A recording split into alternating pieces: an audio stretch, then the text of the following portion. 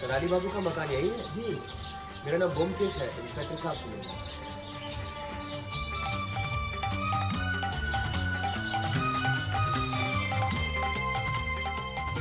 सोच समझ के ठीक से जवाब देना।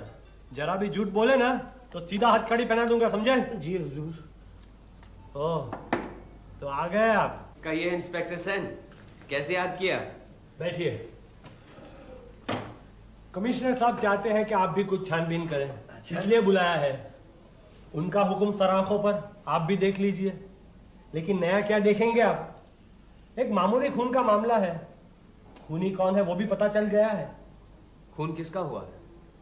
इस मकान के मालिक कराली बाबू का। केस सीधा साधा सा है। कराली बाबू के एक भांजे साहब है मोतीलाल, इसी मकान में रहते हैं। वही कल रात से खून करके गायब है। आप जरा खुलासा तो बताइए। इस मकान के मालिक कराली बाबू यहाँ के प्रतिष्ठित लोगों में से हैं। अब कहाँ है थे। कलकत्ते में उनके 3-4 और भी मकान हैं और बैंक में बड़ी मोटी रकम भी। लेकिन न बीवी है न बच्चे, और अमीर होने के नाते रिश्तेदारों की कोई कमी नहीं है। देखिए ना, इसी मकान में इनके साथ 5 व्यक्ति और पलते हैं। 3 भांजे, मक्खनलाल, मोतीलाल और चुनीलाल, और उनकी बड़ी साली के 2 बच्चे, लड़का सुकुमार और लड़की सत्यवती। कराली बाबू थे बड़े गुस्से वाले और सनकी भी। बस आए दिन अपनी वसीयत बदलते रहते थे। उनकी अलमारी से 3 वसीयतें मिली। पहली में उन्होंने मक्खनलाल को वारिस बनाया, दूसरी में मोतीलाल को, और तीसरी में सारी जायदाद सुकुमार के नाम कर दी। पर ऐसा क्यों? जिससे नाराज हुए उसे वसीयत से निकाल दिया। इसी वसीयत को लेकर कल दोपहर मोतीलाल और कराली बाबू के बीच में झगड़ा हुआ था। अब मोतीलाल भी गर्म मिजाज का आदमी है और पीने का भी शौकीन। कल रात 12 बजे से वो गायब है। घर के 2 नौकरों ने उसे रात को दाते देखा है, और आज सुबह कराली बाबू की लाश उनके कमरे में मिली। अब तो साफ जाहिर है कि खूनी कौन है। जरा 1 मिनट, पहले इससे निपट लूं। हाँ, तो कल रात को मोतीलाल को कितने बजे बाहर जाते देखा? रात के 12 बजे के बाद। तुमने मोतीलाल को सीढ़ी से उतरते देखा? जी नहीं हुजूर, जब वो दरवाजे से बाहर निकले तब देखा। ऊपर से उतरते क्यों नहीं देखा, बोलो? उस वक्त हुजूर मैं पड़ोस में गांजे का दम मार रहा था। हाँ, बाहर का दरवाजा खुला था। जी। तुम कितने बजे घर वापस आए? मोती बाबू के जाने के आधे घंटे बाद मैं वापस आ गया था। तब तक सुकुमार बाबू वापस आ गए थे। वो अब ये सुकुमार बाबू कहाँ से अटक के? वो मैं नहीं जानता हुजूर। सुकुमार बाबू कितने बजे वापस आए? मोती बाबू के जाने के 10-15 मिनट बाद ही। अब चलिए घर वालों से भी मुलाकात कर लें। कराली बाबू की लाश उनके कमरे में होगी ना? हाँ चलिए, तुम सब यही है ना, समझे?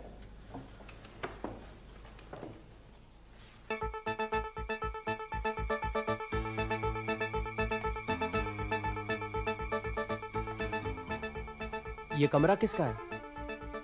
मोतीलाल का है, जिसने खून किया है। इसके ठीक ऊपर वाला कमरा कराली बाबू का है। आइए।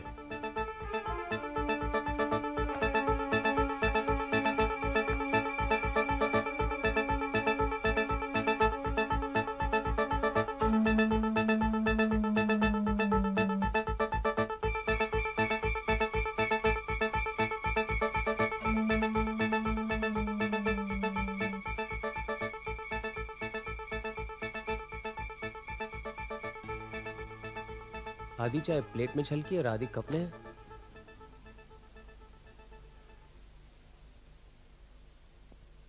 लाश जैसी थी वैसी है, हिलाई तो नहीं?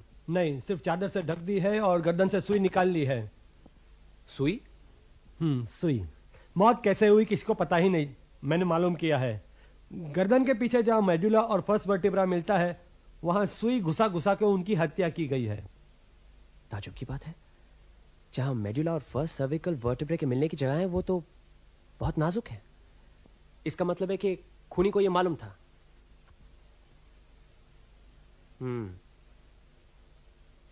मोतीलाल के खिलाफ गिरफ्तारी का वारंट निकलवा दिया? हाँ, दोपहर तक पकड़ा जाएगा। जाएगा कहाँ? क्या काम करता है वो? कुछ नहीं, अनपढ़ गवार, 3rd क्लास तक पढ़ा होगा।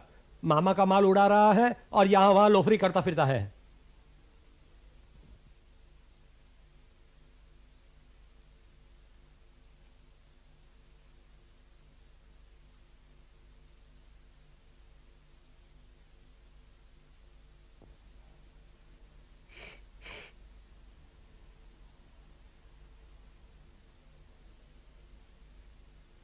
इनकी गर्दन पे तो 3 बार सुई घुसाने के निशान हैं। हाँ है, तो क्या हुआ?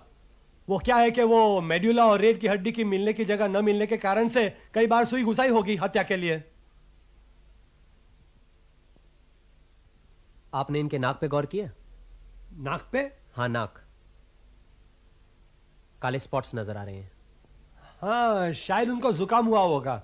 वो कई बार नाक साफ करने के कारण से ऐसे स्पॉट्स लग जाते हैं नाक पे। आपको दाल में कुछ काला लगता है? दाल में नहीं, नाक पे।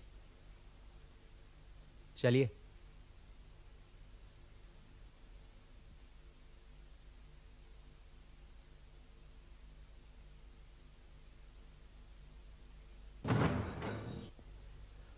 वो जो सुई आपके पास है वो जरा दीजिएगा।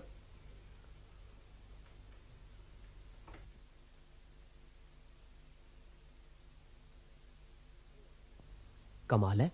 क्या हुआ? इसके साथ तो काले रेशम का धागा लगा हुआ है। इसमें कमाल की क्या बात है? सुई में धागा नहीं होगा तो मोटी रस्सी होगी। अब आप जल्दी कीजिए, मुझे थाने जाना है। सबसे बड़ा भांजा मोतीलाल है, उसके बाद मक्खनलाल जो नीचे रहता है, और उसके बाद चुनीलाल जो यहाँ ऊपर है। आइए उसे मिल लीजिए पहले। चुनीलाल, आप उनसे बातें करिए। वो एक सीधा साधा आदमी है, लंगड़ा, कहीं आता है न जाता है। तब तक मैं नीचे काम खत्म करके आता हूं।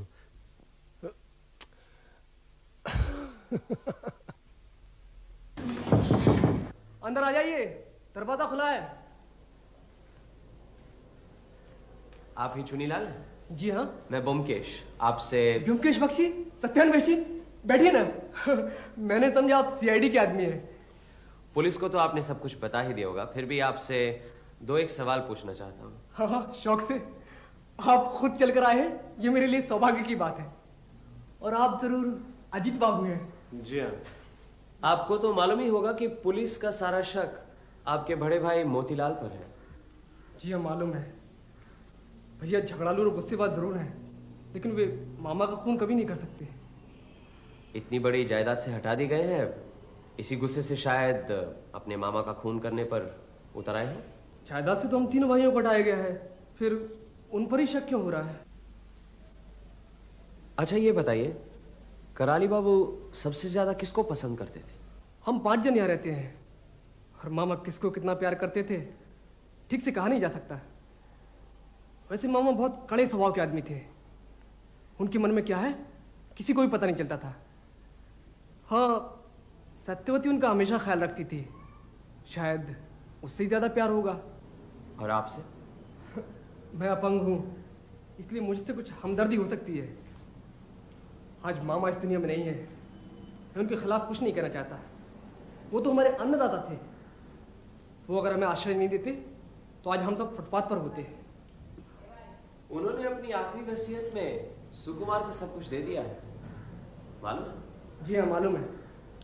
सुकुमार हर तरह से लायक है, पढ़ा लिखा है, आगे डॉक्टर बनेगा। हम तीनों भाई तो यूं ही हैं, लेकिन इससे मामा के मन में क्या था कुछ पता नहीं चलता। और इस घर में कोई भी ऐसा आदमी नहीं है जिसके नाम कभी न कभी वसीयत न बनी हो। अब तो सुकुमार को सब कुछ मिलेगा। ऐसी हालत में आप क्या करेंगे? अगर सुकुमार भैया यहाँ आश्रय देते हैं तो यहीं रुकूंगा, नहीं तो चला जाऊंगा। और कर भी कह सकता हूँ। आप बता सकते हैं कराली बाबू का खून रात कितने बजे हुआ? कोई आवाज वगैरह सुनी?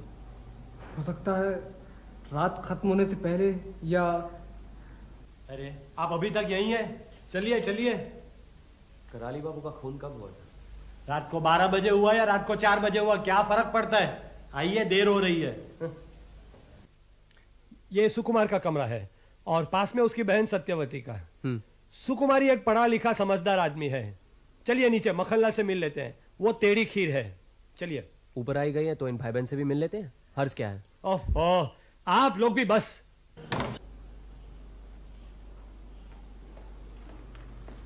सुकुमार, व्योमकेश बाबू तुमसे मिलना चाहते हैं। नमस्ते। नमस्ते। वो जो भी सवाल करे ठीक सोच समझ के जवाब देना, समझे?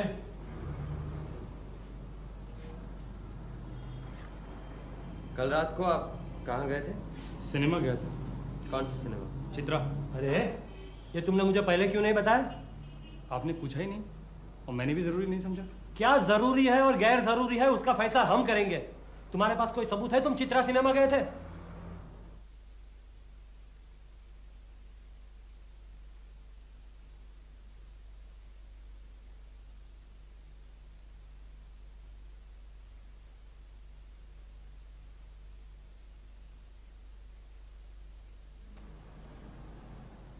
आपकी आखिरी मुलाकात कराली बाबू से कब हुई थी? शाम को 5 बजे। आप उनके कमरे में गए थे? जी। क्यों? मौसा जी की वसीयत के बारे में बात करना चाहता था। पहले उन्होंने सारी वसीयत मोतीलाल भैया के नाम लिख दी और बाद में उन्हें हटाकर सारी संपत्ति मेरे नाम कर दी। इस वजह से दोपहर को काफ़ी झगड़ा हुआ दोनों के बीच। मैंने उनसे कहा भी कि मुझे उनकी सारी दौलत नहीं चाहिए, वो उसको सब लोगों में बराबर बांट दें। फिर? उन्होंने मुझे कमरे से निकाल दिया। वहां से आप कहाँ गए? सिनेमा? नहीं, पहले चुन्नीलाल के पास गया। बातचीत करते करते देर हो गई, कुछ अच्छा नहीं लग रहा था, सोचा सिनेमा चला जाऊं। सुना आपने? व्योमकेश बाबू, आप कहना क्या चाहते हैं? क्या सुकुमार खूनी है और मोतीलाल को मैंने गलती से गिरफ्तार किया है? अरे नहीं नहीं, ये आप क्या कह रहे हैं? आप ऐसी गलती क्यों करने लगे? चलिए अब इनकी छोटी बहन से मिलाते हैं।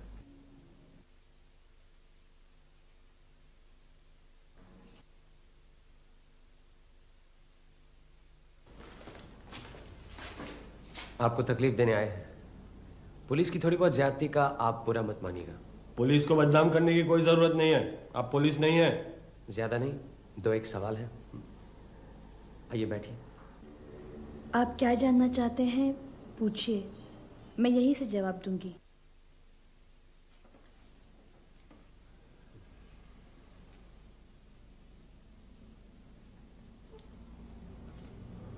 आप ही रोज सुबह चाय लेकर कराली बाबू से मिलती थी। आज सुबह चाय देते समय आपको पहली बार पता चला कि कराली बाबू गुजर चुके हैं। इससे पहले कुछ नहीं मालूम था। रात को कराली बाबू के कमरे का दरवाजा खुला था? हाँ, इस घर में किसी को भी रात में दरवाजा बंद करके सोने की इजाजत नहीं है। इसका मतलब है कराली बाबू रात को कमरे का दरवाजा खुला रखकर सोते थे और ये सबको मालूम है। अब ये कैसा सवाल है? अगर क्रॉस एग्जामिन करना है तो ठीक से करिए ना, मुझे और बहुत काम है। देखिए इंस्पेक्टर सेन, अगर आप दखल अंदाजी करेंगे तो मुझे मजबूरन कमिश्नर साहब से कहना पड़ेगा कि आप मेरी तहकीकात में रोड़ा डाल रही हैं। ठीक है, तो मैं जाता हूं।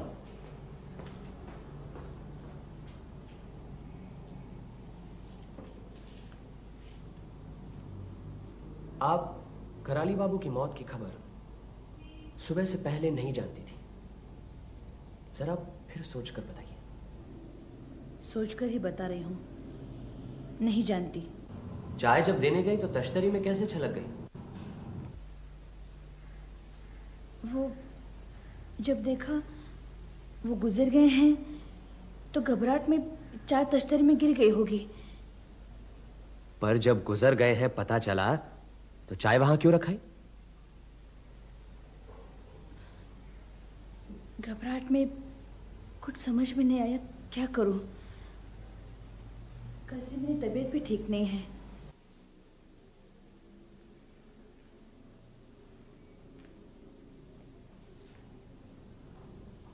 साफ साफ सब कुछ कह डालने से हमें बहुत मदद मिलेगी।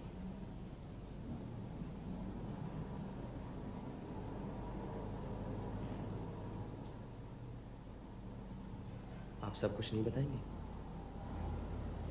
और मुझे कुछ नहीं मालूम।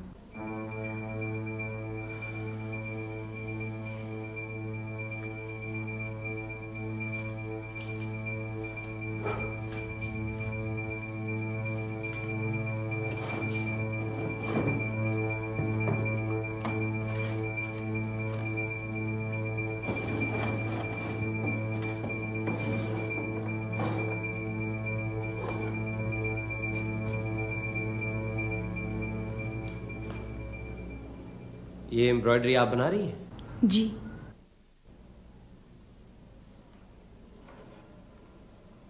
ये लाल नीले पीले काले धागे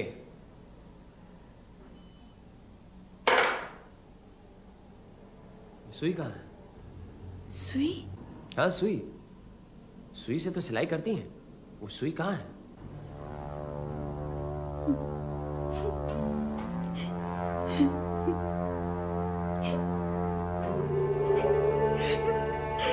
भैया।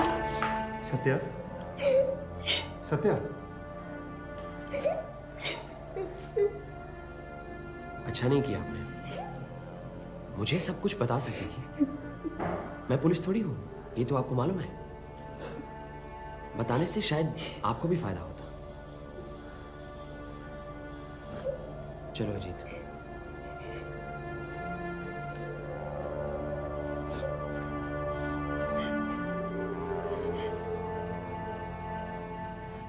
चुनिए, मोती भाई को गिरफ्तार करके ले आए हैं। आप ही माखनलाल? नहीं, मुझे कुछ नहीं मालूम।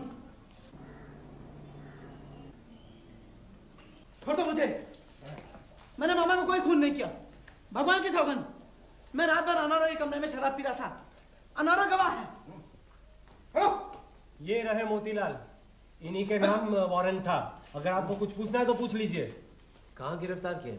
हाट काटा गली के गड्ढे में। छोड़ो। चुप। अजीब आदमी है आप लोग। मैं तो अनारो के कमरे में रात भर सो रहा था। मालूम, लेकिन सुबह तो वापस आ जाते हैं। आज क्यों नहीं आए? रात भर मैंने इतनी पी रखी थी, पूरी एक बोतल पी रखी थी। फिर सुबह कैसे आता? नींद ही नहीं खुली। ले जाओ इसे, डाल दो लॉकअप में। आप लोग मुझे पकड़ने बहुत बड़ी गलती कर रहे हैं। मैं आपके खिलाफ कार्रवाई करूंगा।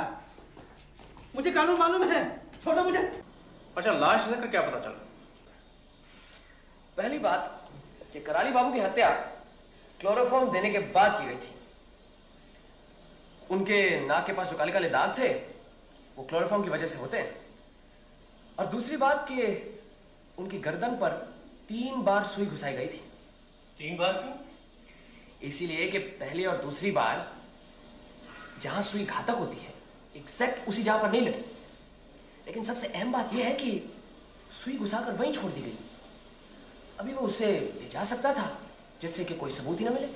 हो सकता है घबराहट और जल्दबाजी की वजह से वहीं छोड़ गया हो। सुकुमार के टेबल पर एक किताब, ग्रेज एनाटॉमी। उस किताब में सिर्फ एक पेज पर कुछ लाइनों के नीचे लाल पेंसिल से निशान लगाए गए थे। वो निशान क्या थे? मेडुला और फर्स्ट वर्टिब्रे के मिलने की जगह पर अगर आघात हो किसी भी वजह से, फौरन मृत्यु हो जाती है। क्या कह रहे हो? तुम्हारा मतलब है कि... लेकिन ताजुब की बात यह है कि सुकुमार के टेबल पर लाल पेंसिल तो मिली नहीं। ये लीजिए, तीनों वसीयतनामे। ये तीसरा सुकुमार के नाम है, ये आखिरी वसीयत है। देख लीजिए आपको क्या देखना है।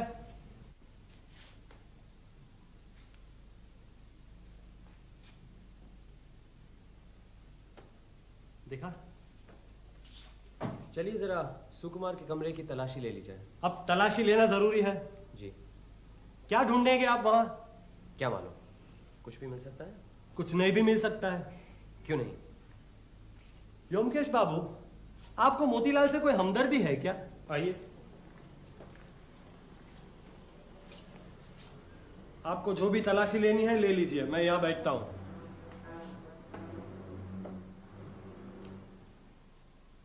ये अलमारी खुली है? जी हाँ।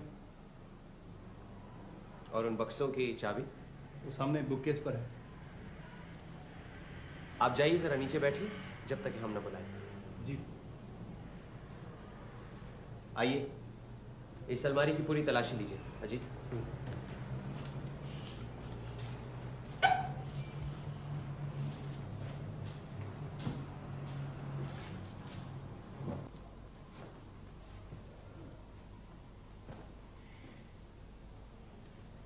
ये देखिए, क्लोरोफॉर्म की शीशी।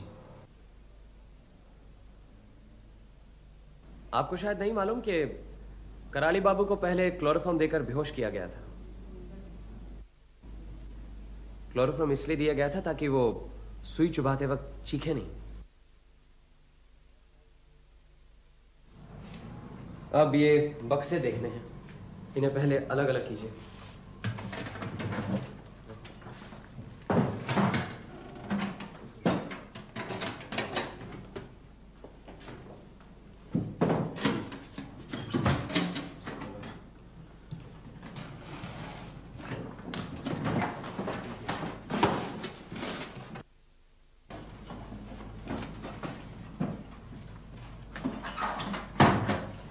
ये देखिए, दूसरा वसीयतनामा।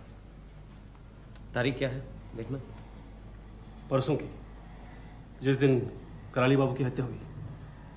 और ये वसीयतनामा चुनीलाल के नाम पर है।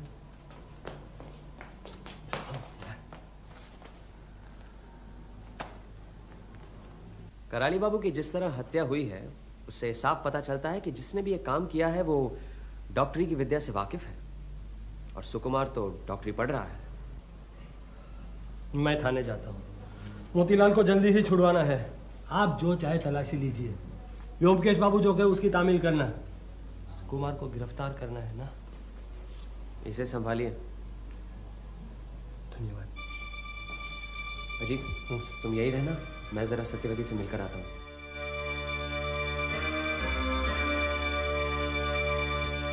आप मेरे भैया को बचा लीजिए।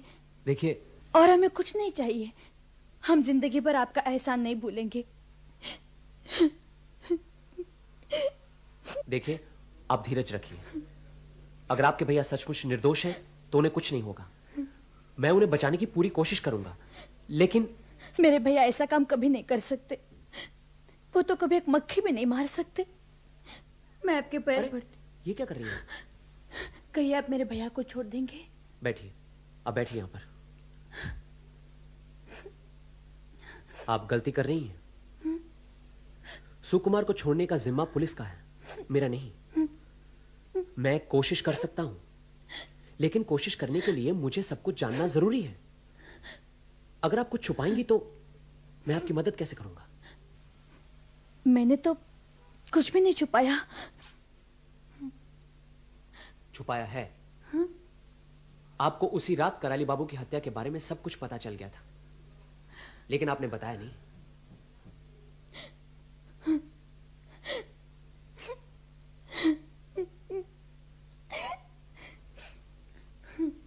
अब आप सब कुछ बताएंगी? मैं सब कुछ बता दूं तो सारा दोष भैया पर पड़ेगा। देखिए, अगर आपके भैया बेकसूर हैं तो सच बात कहने से उनका कोई नुकसान नहीं होगा। आप बिना झिझक साफ साफ बताइए, कुछ छुपाइएगा नहीं। मौसा जी ने वसीयत बदलकर सारी जायदाद भैया के नाम कर दी थी। ये पता लगते ही उस दिन दोपहर को मोतीलाल भैया के साथ मौसा जी की काफी झड़प हो गई। कॉलेज से वापस आकर जब भैया को पता चला तो वो भी मौसा जी से मिले और कहा उन्हें कुछ भी नहीं चाहिए। मौसा जी की मर्जी के खिलाफ कोई भी आवाज उठाए तो वो आग बबूला हो जाते हैं। गुस्से में आकर उन्होंने भैया को कमरे से निकाल दिया। कहा तुम्हें एक पैसा भी नहीं दूंगा। भैया चुपचाप चले आए और चुन्नीलाल के कमरे में चले गए। चुन्नीलाल स्कूल कॉलेज नहीं गए तो क्या हुआ? पढ़ाई लिखाई में उन्हें काफी दिलचस्पी है। उनके कमरे में अलमारी भरी किताबें हैं। भैया से इसलिए उनकी अच्छी बनती है। मौसा जी का यह व्यवहार उन्हें कुछ अच्छा नहीं लग रहा था। रात को करीबन 8 बजे वो मेरे कमरे में आए। सत्या, मैं सिनेमा देखने जा रहा हूँ। आते आते 12 बज जाएंगे। बाहर का दरवाजा खुला रखना। तब तक दरवाजा खुला ही रहता है। नौकर चाकर पड़ोस में अपने लोगों के साथ आधी रात तक गपशप करते रहते हैं। अच्छा, अब खाना तो दे दो। हाँ। रात के खाने के बाद करीबन 10:30 बजे मैं सो गई। नींद में ही थी। यकायक मेरी आंखें खुल गईं। ऐसा लगा भैया के कमरे में कोई भारी बक्सा उठाकर रख रहा है। मैंने सोचा भैया वापस आ गए। फिर सोने की कोशिश की, लेकिन नींद नहीं आई। ऐसा लगा कोई दबे पांव गैलरी से जा रहा है। सोचा भैया तो सो गए, फिर कौन इस तरह दबे पांव गैलरी से जा रहा है?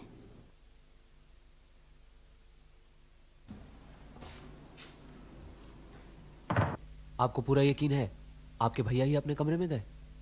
हाँ, भैया ही थे। अच्छा, तब समय क्या होगा, आप कुछ कह सकती हैं? जरूर। शहर के चारों तरफ तब 12 के घंटे बज रहे थे। फिर भैया 15 मिनट पहले आ गए। उनके कमरे से आवाज सुनी, फिर वो कहाँ निकल गए, मुझे कुछ समझ में नहीं आया। तब ख्याल आया जरूर मौसा जी को देखने गए होंगे। मौसा जी को रात को कभी कभी गठिया का दर्द होता है, नींद नहीं आती, तब उन्हें दवाई देनी पड़ती है ताकि वो सो जाएं। इसलिए मैं उसी वक्त मौसा जी को देखने चली गई। उनके कमरे का दरवाजा हमेशा खुला ही रहता है। अजीब से एक बू नाक में आई। मीठी मीठी? हाँ बिल्कुल ठीक, मीठी मीठी। हाँ, क्लोरोफॉर्म।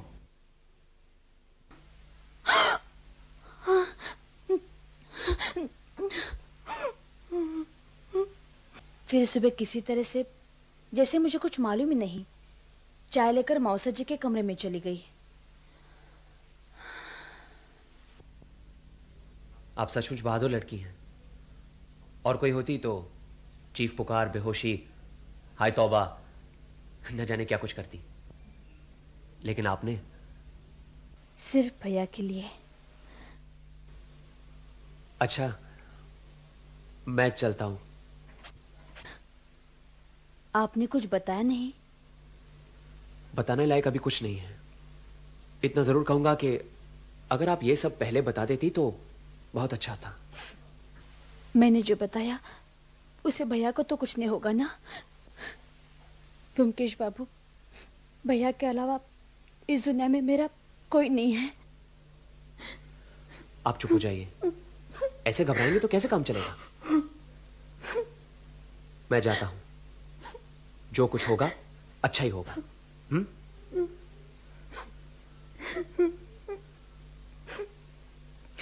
मैं हूं ना।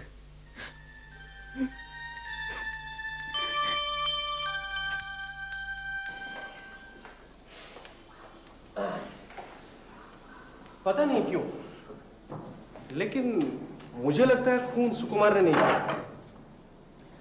अच्छा अजीत, सत्यवती देखने में वैसे कुछ खास सुंदरी तो नहीं है, तुम्हें क्या लगता है? ये क्यों पूछ रहे हो? नहीं, यूं ही जरा लोग उसे दुबली कहेंगे, बदसूरत तो नहीं। सुकुमार को पकड़ कर ले गए। तुम्हें क्या लगता है कराली बाबू का खून सुकुमार नहीं किया है? चलो आज 9:30 के शो सिनेमा दिखाते हैं। चित्रा में अच्छी पिक्चर लगी। अरे ये तो मैच होके गया। चित्रा में सिनेमा देखने के बाद पैदल कराली बाबू के यहाँ होएंगे। देखते कितना वक्त लगता है। क्यों?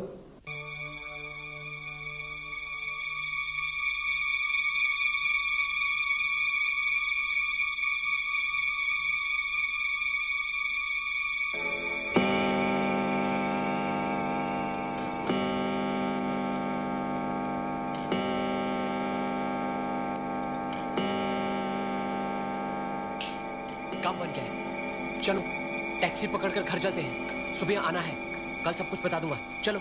लेकिन ये सब चलो ना। आइए ब्योमकेश बाबू, कल तो आप गायब ही हो गए। आपने मोतीलाल को छोड़ दिया और सुकुमार को गिरफ्तार कर लिया। वो क्या बात हुई? अब आप कहेंगे कि सुकुमार भी निर्दोष है? आप तो हर चीज सोच समझ कर करते हैं ना। हाँ, मुझे तो सुकुमार पर पहले से ही शक था। आखिर में वो डॉक्टर ही पढ़ रहा है ना, इंसान के शरीर की हर हिस्से को अच्छी तरह जानता है। और फिर ये नई वसीयत जो चुनीलाल के नाम मिली, यही तो असली सबूत है। वसीयत तो आपने दिखाई नहीं, कल आप उसे लेकर चलते बने। लीजिए, देखिए।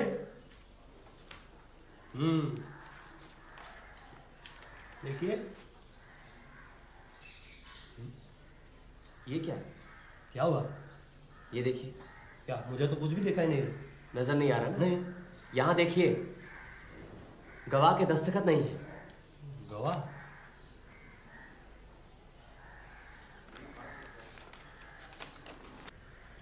खैर, इस माखनलाल को पकड़े रखिए, छोड़ेगा नहीं।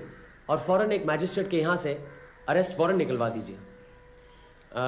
फिलहाल आसामी का नाम लिखने की कोई जरूरत नहीं। चलो जी, हम जरा चुनीलाल से मिलाते हैं।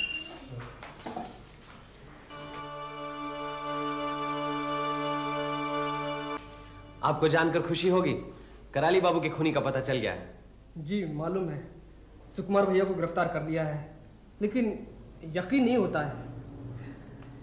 उनके कमरे से एक और वसीयत भी बरामद हुई, वो आपके नाम।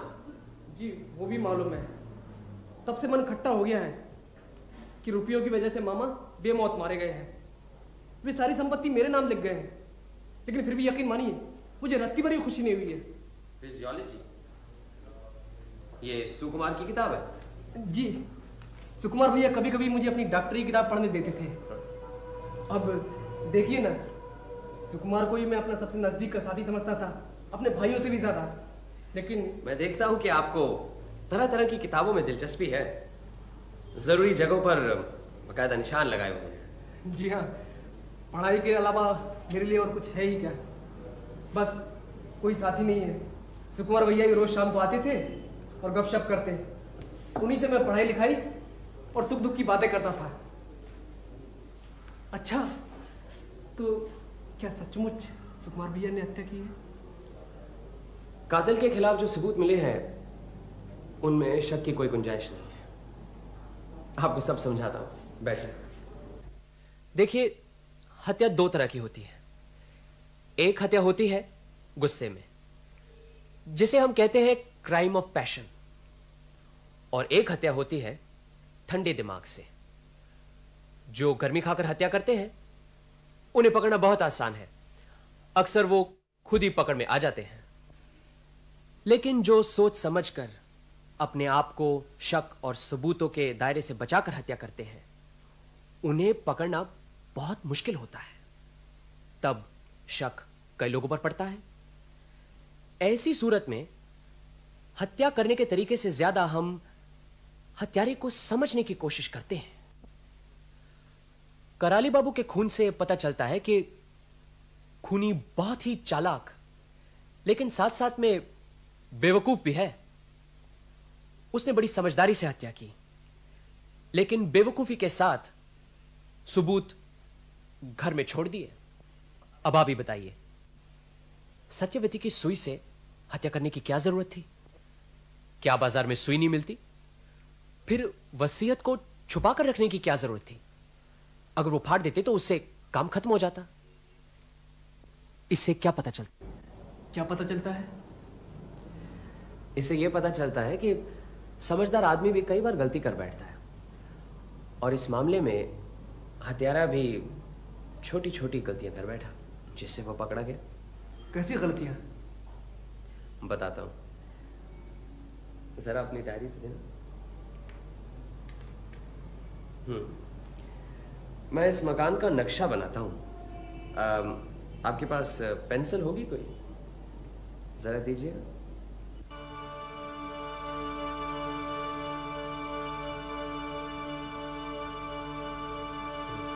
नक्शा रहने दीजिए, मैं यूं ही बताता हूं। खूनी ने 3 बड़ी बड़ी गलतियां की हैं। पहली, उसने ग्रे की एनाटॉमी की किताब में एक जगह लाल पेंसिल से निशान लगा दिए हैं। दूसरी, उसने बक्सा हटाते वक्त सावधानी से काम नहीं लिया, कुछ आवाज की। और तीसरी, उसे कानून के बारे में कुछ नहीं मालूम। कानून नहीं मालूम? नहीं। और इसी वजह से इतनी बड़ी साजिश आसानी से पकड़ी गई। आप क्या कह रहे हैं? मैं कुछ समझ नहीं पा रहा हूं। सुकुमार के कमरे में जो वसीयत मिली है वो कानून की नजरों में अहमियत नहीं रखती। उसमें गवाहों के दस्तखत नहीं है।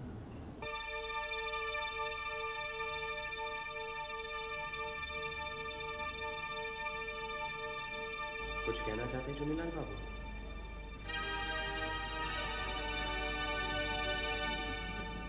मेरी कुछ तबीयत ठीक नहीं है ब्योमकेश बाबू, मुझे थोड़ा सा वक्त चाहिए।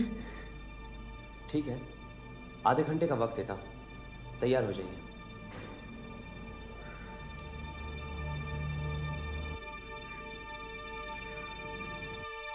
क्लोरोफॉर्म कहां से मंगाया? माखनलाल से। आप आधे घंटे बाद आइए। माखनलाल जी, चुनीलाल को आपने क्लोरोफॉर्म कब लाकर दिया? जी मुझे कुछ मालूम नहीं। सच सच बताइए, वरना ये वारंट आप ही के नाम लिखा जाएगा। दुआई हुजूर, मुझे कुछ मालूम नहीं। चुनीलाल ने मुझसे कहा उसे रात में नींद नहीं आती, 1 बूंद क्लोरोफॉर्म लेने से नींद अच्छी आएगी, इसीलिए। समझा। इंस्पेक्टर सेन, इन्हें जाने दीजिए। चलिए भागिए। वारंट आ गया? अभी नहीं, लेकिन ये वारंट है किसके लिए? उसी के लिए जिसने कराली बाबू का खून किया है। देखिए व्योमकेश बख्शी, ये मजाक का वक्त नहीं है। कमिश्नर साहब आपको चाहते हैं, इसलिए मैं आपको बर्दाश्त कर रहा हूं, लेकिन मेरा कोई मजाक उड़ाए ये मुझे बिल्कुल पसंद नहीं। ये मजाक बिल्कुल नहीं है, मैं ठीक कह रहा हूं। चुनीलाल ने कराली बाबू का खून किया है, ये वारंट उसी के लिए है। आप भी व्योमकेश बाबू। आप चलिए मेरे साथ, वो अभी अपना जुर्म कबूल करेगा, वरना अदालत में ये जुर्म साबित करना मुश्किल था। उसने आधे घंटे की मोहलत मांगी है, आधा घंटा हो गया है। चलिए।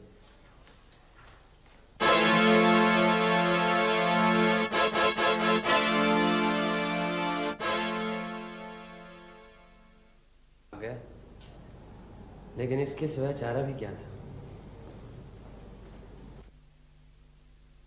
यह चिट्ठी आपके नाम।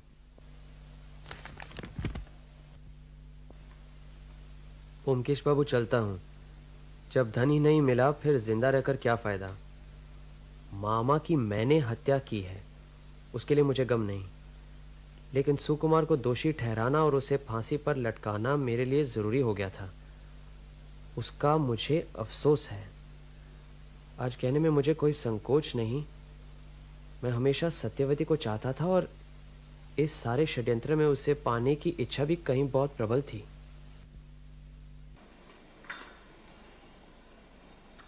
किस तरह से चुनीलाल ने कराली बाबू का खून किया, जरा खुलासा बताओ तो। चुनीलाल जैसे विकलांग लोगों में एक अजीब तरह की कमजोरी होती है। अपने बिगड़े हुए अंग पर वह कोई मजाक या चोट नहीं सह सकते। अब कराली बाबू मुंहफट आदमी थे, सो आए दिन चुनीलाल के लंगड़ेपन पर चोट करते रहते थे। इसीलिए चुनीलाल ने ठान ली थी बहुत दिनों से कि वो बुढ़े का सफाया करना है। उस रात 8 और 9 के बीच जब सत्यवती रसोई में थी, उसके कमरे में गया और वहां से सुई और थिम्बल चुरा लाया। उस रात करीब 11:30 बजे मोतीलाल घर से निकले, जिसे चुनीलाल ने अपने कमरे से देखा।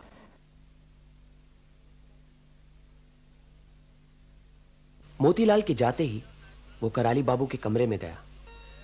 जाकर देखा कराली बाबू सो रहे थे। यही मौका था। क्लोरोफॉर्म पहले से ही मंगवा लिया था। क्लोरोफॉर्म सुंघाकर कराली बाबू को बेहोश कर दिया।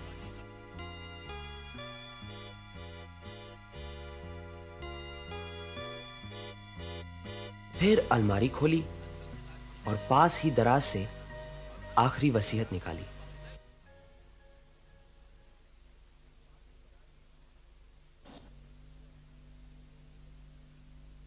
पढ़कर खुश हुआ। वसीयत उसी के नाम थी। वसीयत को अपने पास ही रखा और फिर ठान ली कि जो सोचा था उसे करने का वक्त आ गया है। बुड्ढे को फिर वसीयत बदलने का मौका नहीं मिलना चाहिए।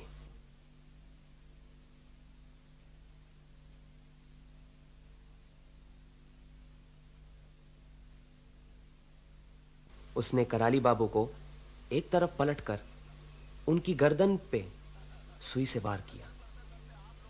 एक बार सुई चुभाने से काम नहीं बना, इसलिए 3 बार वार किया।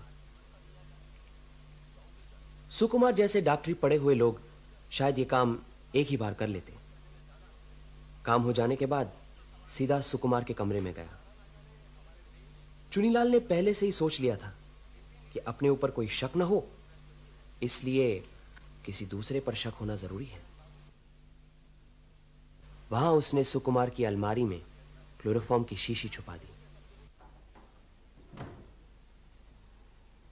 और बक्से की चाबी लेकर एक बक्सा खोलकर उसके अंदर वसीयत छुपा दी।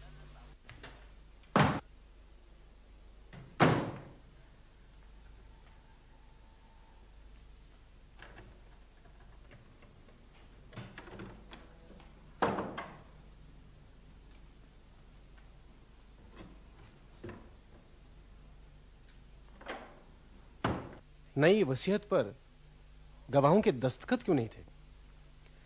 कराली बाबू ने रात को खाने के बाद वसीयत तैयार की होगी। हाँ। उन्होंने सोचा होगा सवेरे किसी के दस्तखत करवा लेंगे, लेकिन हाँ। अच्छा, सत्यवती से फिर कभी मुलाकात हुई? हाँ, कई बार।